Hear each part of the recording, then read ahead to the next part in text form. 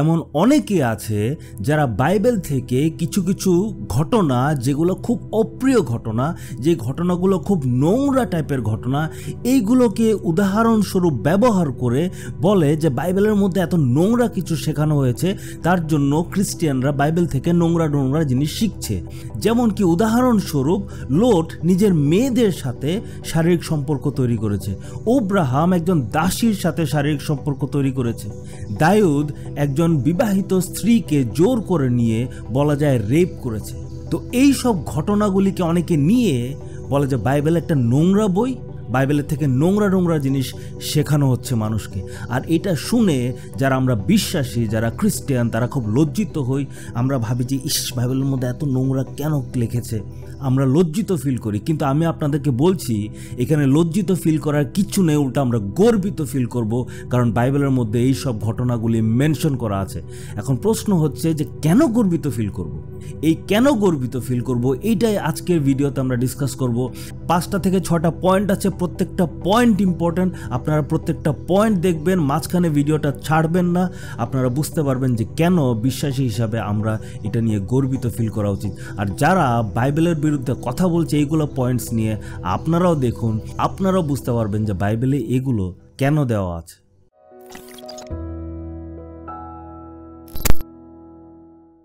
So welcome back আমাদের channel, আপনাদেরকে আবারও স্বাগত জানাচ্ছি। যদি এখনও আমাদের চ্যানেলটাকে সাবস্ক্রাইব করেননি, সাবস্ক্রাইব করে নেবেন। আর বেল আইকনটা প্রেস করতে ভুলবেন না, কারণ বেল আইকন যদি প্রেস না করেন কোনো নোটিফিকেশনে পাবেন না। সো দেরি না করে আজকের টপিকে চলে যাচ্ছি। আজকের টপিকটা হচ্ছে যারা ঈশ্বরের নবী ছিল, যারা ঈশ্বরের ভাববাদী ছিল, তারা এরকম ধরনের নোংরা কাজ নিজের জীবনে করেছে, ওটার অ্যাকচুয়ালি ইম্পর্টেন্সটা কি, কেন দরকার আমাদের এই ব্যাপারে জানাটা। আমি আজকে কোনো বাইবেল পদ ব্যবহার করব না, আমি যুক্তি তর্ক দিয়ে বোঝানোর চেষ্টা করব যে এই ঘটনাগুলি অ্যাকচুয়ালি আমাদের জন্য ভালো। প্রথম প্রশ্ন যেটা, যে ওরা ঈশ্বরের নবী, ওরা ঈশ্বরের মনোনীত মানুষ। লোটকে ঈশ্বর বাঁচিয়ে এনেছে সদম ও গমোরা থেকে। আব্রাহাম ছিল ঈশ্বরের বন্ধু।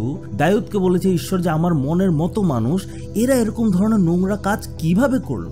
তার উত্তর রোমিও 3:23 ক্লিয়ারলি দেওয়া আছে, প্রত্যেকজন মানুষ পাপ করেছে। আমরা জানি বাইবেল অনুসারে একমাত্র যীশু খ্রিস্টই ছিল যিনি কোনোদিন একটা পাপও করেনি, বাকি প্রত্যেকজন মানুষ পাপ করেছে। আর যদি দাউদ, আব্রাহাম, লোট এরা যদি পাপ না করত, তাহলে তো ওরা যিশুর মতো হয়ে যেত। তাহলে তো বাইবেলে যে বলেছে প্রত্যেকজন মানুষ পাপ করেছে, ওটা মিথ্যা প্রমাণিত হতো। সো ওই যে নোংরা ঘটনাগুলো ঘটেছে, ওটাতে লজ্জা করার কিছু নেই। ওটা দেখিয়েছে যে ওরা আসলে সাধারণ মানুষ ছিল, আপনারা আমার মতো মানুষ ছিল, রক্তের মাংসের মানুষ ছিল। আর এটা প্রমাণ করেছে যে বাইবেলে যে রোমিওতে লিখেছে, প্রথম যোহনে লিখেছে, ওটা কারেক্ট। প্রত্যেকজন মানুষ পাপ করেছে। দ্বিতীয় পয়েন্ট, বাইবেল তো ওদেরকে শাবাশি দেয় নাই যে দাউদ খুব ভালো কাজ করেছো। দাউদ তো গিয়ে অন্যদেরকে, ইসরায়েলিদেরকে শিখায়নি, দেখো আমি এই কাজটা করেছি, তোমরাও করো। লোট তো গিয়ে সবাইকে গিয়ে প্রচার করে নি, তোমরাও নিজের মেয়ের সঙ্গে সম্পর্ক তৈরি করো। বা ঈশ্বর তো বলেনি দেখো লোট খুব একটা ভালো কাজ করেছে, তোমরা সবাই একই কাজ করো। উল্টা মসির দ্বারা ঈশ্বর বলেছে যাতে আমরা নিজের সন্তানের সাথে বা নিজের পরিবারের কারোর সাথে কোনো ধরনের সম্পর্ক তৈরি না করি। আব্রাহামকে তো ঈশ্বর বলেনি বাহ সাবাস তুমি খুব ভালো কাজ করেছো, তুমি তোমার দাসীর সাথে শারীরিক সম্পর্ক তৈরি করেছো, খুব ভালো। আব্রাহামও গিয়ে তো সবাইকে বলেনি যাও যাও তোমরা একটা কাজ করো, যেখানেই তোমরা একটা জায়গায় গিয়ে যুদ্ধ করবে, যুদ্ধ করে ওখান থেকে যত পুরুষগুলো আছে সবাইকে মেরে ফেলবে, মেরে তাদের স্ত্রীগুলোকে নিয়ে নেবে, তাদের মেয়েদেরকে নিয়ে নেবে, দাসী বানাবে, আর তাদের সঙ্গে শারীরিক সম্পর্ক চলতে থাকবে। বউ থাকবে, 3টা-4টা বউ থাকবে, নো প্রবলেম, বউ তো আছে। সঙ্গে তোমরা এগুলোও করে রাখবে, যখন ইচ্ছা যাবে এন্টারটেনমেন্ট করার জন্য এইসব কাজ করবে। আব্রাহাম কি এগুলো শিখিয়েছে? বাইবেল কি কোনোদিনও বলেছে যাও এটা করো? না, উল্টা বাইবেল প্রত্যেকটা ক্ষেত্রে বাইবেল বলেছে যে এরকম ধরনের কাজ করবে না। কোনো একটা মানুষ যদি একটা জীবনে তার কোনো একটা পাপ করে থাকে, একটা নোংরামি করে থাকে, একটা ভুল করে থাকে, তার মানে এটা না যে বাইবেল এটা শেখাচ্ছে। বাইবেলে কোনো একটা ঘটনা ঘটেছে, এটার মানে এটা না বাইবেল বলছে তুমি এটা করো। তো আমাদের লজ্জা ফিল করার কিছু নেই। তৃতীয়ত, এই যে 3 জন যারা এইসব নোংরামি কাজ করেছে, তাদের শাস্তি পেতে হয়েছে। লোটের আর তার মেয়েদের সম্পর্কে যে 2টো জাতি তৈরি হয়েছে, এই 2টা জাতি সারাটা জীবন ইসরায়েলের বিরুদ্ধে লড়াই করেই চলেছে, ইসরায়েলকে বিরক্ত করেই চলেছে। ইসরায়েলের মানুষরা ওদের সাথে যুদ্ধ করে ওদেরকে ধ্বংস করেছে। মানে লোটের থেকে যে 2টো জাতি তৈরি হয়েছে, এটা কোনো ভালো জাতি ছিল না, এটা নোংরা জাতি ছিল, নানান ধরনের বিকৃত মূর্তি পূজা করতো, এরা বিকৃত নিজের সন্তানকে বলি দিত, নোংরামি করতো, এরকম জাতি তৈরি হয়েছে। তার মানে খারাপ কাজের ফল কোনোদিন ভালো হয় না। আব্রাহাম নিজের কাজের মেয়ের সাথে যেই খারাপ কাজটা করলো, এটা তো ঈশ্বর বলেনি করতে, ও আর ওর ওয়াইফ মিলে প্ল্যান করে করেছে। তার জন্য কি হলো? পরিবারে অশান্তি তৈরি হলো, হাগার আর সারার মধ্যে একটা হিংসাহিংসি তৈরি হলো, আব্রাহামের মধ্যে দুঃখ তৈরি হলো, কারণ তার পরিবারের মধ্যে শান্তি নেই। সে ইসমাইলকেও ভালোবাসতো, ইসাককেও ভালোবাসতো, কিন্তু দুজন মার মধ্যে অশান্তি চলছে, সে পরিবারে শান্তি নেই। শেষমেশ ঈশ্বর বলল, আচ্ছা ঠিক আছে, যেহেতু তোমার পরিবারে এতই অশান্তি চলছে, একসাথে থাকলে আরও অশান্তি হবে, ইসমাইলকে বের করে দাও, কারণ আমার মনোনীত পুত্র ইসাক। এই কাজটা আব্রাহামের জন্য কি খুব ইজি ছিল? উনি কি ইসমাইলকে প্রেম করতো না, ইসমাইলকে ভালোবাসতো না বাবা হিসাবে? আমার একটা সন্তান আছে, আমার মেয়ে আছে, কেউ যদি বলে এই মেয়েটাকে তুমি বের করে দাও, আমার কত কষ্ট হবে, আমার কত দুঃখ হবে। সো আব্রাহাম এই দুঃখ নিয়ে নিজের সন্তানকে বের করে দিয়েছে। সে কি খুব আনন্দতে সারা জীবন কাটিয়েছে? বাবা যখন জানে আমার ছেলে বাইরে কোথাও আছে, কি হচ্ছে জানি না, যদিও ঈশ্বর প্রতিজ্ঞা করেছে যে আমি তোমার ছেলেকে রক্ষা করব, তাকে অনেক বিশাল বড় বংশ করে দেব, তারপরেও বাবার মন তো সারাটা জীবন সে তার মনের মধ্যে একটা দুঃখ নিয়ে গেছে। কেন? কারণ সে একটা পাপ কাজ করেছে, একটা খারাপ কাজ করেছে। দাউদের তো আরও খারাপ অবস্থা। তার প্রথম সন্তান, ছোট্ট শিশু সন্তান মারা যায় এই পাপের ফলে। তার নিজের পরিবারের নোংরামি শুরু হয়েছে। আমনন তার নিজের বোনকে রেপ করেছে, এক ভাই আরেক ভাইকে খুন করেছে, আবসালম তার বাবার বিরুদ্ধে ষড়যন্ত্র করেছে, যুদ্ধ করেছে। তার পরিবারে সারাটা জীবন শুধু অশান্তি আর অশান্তি আর অশান্তিতে গেছে। কেন? ঈশ্বর বলেছে, কারণ তুমি একজন বিবাহিত মহিলাকে জোর করে তুমি তাকে রেপ করেছো। তার শাস্তি সে পেয়েছে, সারাটা জীবন পেয়েছে। তো যারা বলে বাইবেলে নোংরামি আছে, হ্যাঁ নোংরামি আছে, কিন্তু অ্যাট দ্য সেম টাইম এই নোংরামির শাস্তিও পেয়েছে ওরা। ঈশ্বর দয়ালু, ওদেরকে ধ্বংস করে নাই, কিন্তু তাদের পাপের ফল তারা ভোগ করেছে, পাপের শাস্তি তারা পেয়েছে। তো এখানে আমাদের লজ্জা ফিল করার কিছু নাই, আমাদের গর্ব ফিল করার কথা, কারণ আমাদের ঈশ্বর ন্যায় ঈশ্বর।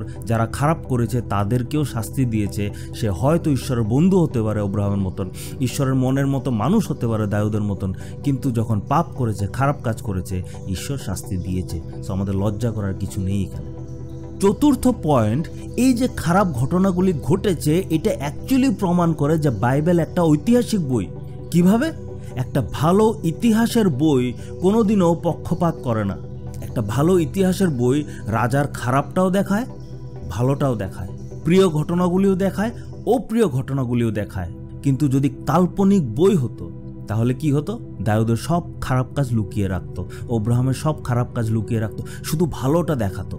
কিন্তু বাইবেল একটা ঐতিহাসিক বই, একটা সত্য বই, যেটার মধ্যে কোনো ধরনের ভণ্ডামি নেই, যেখানে কোনো কিছু লুকানোর চেষ্টা করা হয়নি, যেটা ঘটেছে এটা দেখিয়েছে। তার মানে বাইবেল একটা ঐতিহাসিক বই, এটা প্রমাণ করে এখানে কোনো ধরনের মানুষের হস্তক্ষেপ হয় নাই, কারণ বাইবেল একটা ঐতিহাসিক বই, কোনো কাল্পনিক মানুষের লেখা বই না। 5 নম্বর পয়েন্ট, এই ঘটনাগুলি বাইবেলে কেন দিয়েছে? যাতে এই ঘটনাগুলির থেকে আমরা শিখতে পারি। এই ঘটনাগুলি উদাহরণস্বরূপ আমাদেরকে দিয়েছে, যাতে আমি এখান থেকে শিখতে পারি। লোট যে খারাপ কাজটা করেছে, আব্রাহাম যে খারাপ কাজটা করেছে, দাউদ যে খারাপ কাজটা করেছে, ওটার থেকে আমরা শিখতে পারি, যাতে আমরা এরকম ধরনের পরিস্থিতিতে পড়লে আমাদের কি করা উচিত, আমরা যাতে এরকম পরিস্থিতিতে না পড়ি, বা যদি পড়ে যায় এটা থেকে কিভাবে বের হতে হবে, এইটা আমাদেরকে এই ঘটনাগুলি শিখিয়েছে। কারণ যদি দেখি লোট একবার খারাপ কাজ করেছে, বারবার করে নাই। আব্রাহাম একবার খারাপ কাজ করেছে, বারবার করে নাই।